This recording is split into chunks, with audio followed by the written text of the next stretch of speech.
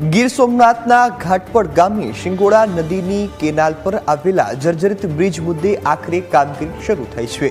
News કેપિટલના અહેવાલ બાદ તંત્ર હરકતમાં આવ્યું।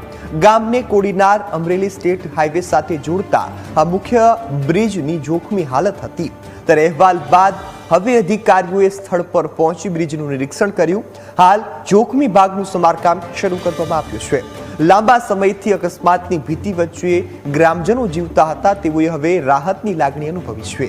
મીડિયા દ્વારા ઉઠાવવામાં આવેલા પ્રશ્ન બાદ તંત્રએ ઝડપી કામગીરી કરી છે। સ્થાનિકોએ ન્યૂઝ કેપિટલનો આભાર માન્યો છે।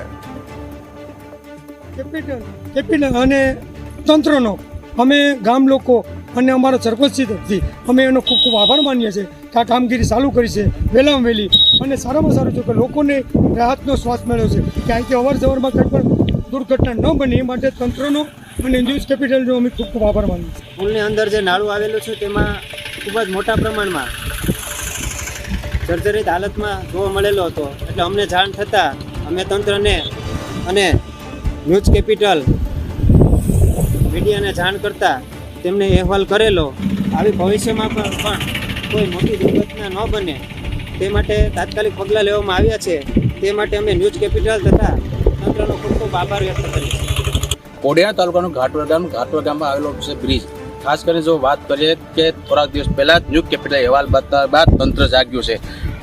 ઘાટવડથી કોડીનાર અને કોડીનાર અમરેલી જે રસ્તો છે, આ રસ્તા ઉપર છે કે પુલ હતો હાલ જર્જરિત હાલતમાં હતો, ત્યારે અનેકવાર સરપંચ અને તંત્રને રજૂઆત કરવા છતાં તંત્રના પેટમાં પાણી ન હતું, ત્યારે ન્યૂઝ કેપિટલ દ્વારા અહેવાલ પ્રસિદ્ધ કર્યા બાદ તંત્ર જાગ્યું છે અને હાલ ન્યૂઝ કેપિટલના અહેવાલ બાદ તંત્ર એ છે કે પુલની કામગીરી છે હાથ ધરવામાં આવે છે। તો વાત કરીએ તો આ જે રસ્તો છે તે ખાસ કરીને જમજીર ધોજ હોય છે, રુદ્રેશ્વર મહાદેવ આશ્રમ આવેલું છે, ખાસ કરીને અહીંથી સોમનાથ જવાના યાત્રિકો હોય છે, ત્યારે અનેકવાર રજૂઆત કરવા છતાં પણ તંત્ર ન જાગ્યું હતું, ત્યારે ન્યૂઝ કેપિટલ સંપર્ક ન્યૂઝ કેપિટલ ટીમ પહોંચી હતી અને અહેવાલ બાદ તંત્ર જાગ્યું છે અને હાલ પુલની કામગીરી છે તે શરૂ કરવામાં આવી છે। Arvind Sodha, News Capital, Gir Somnath.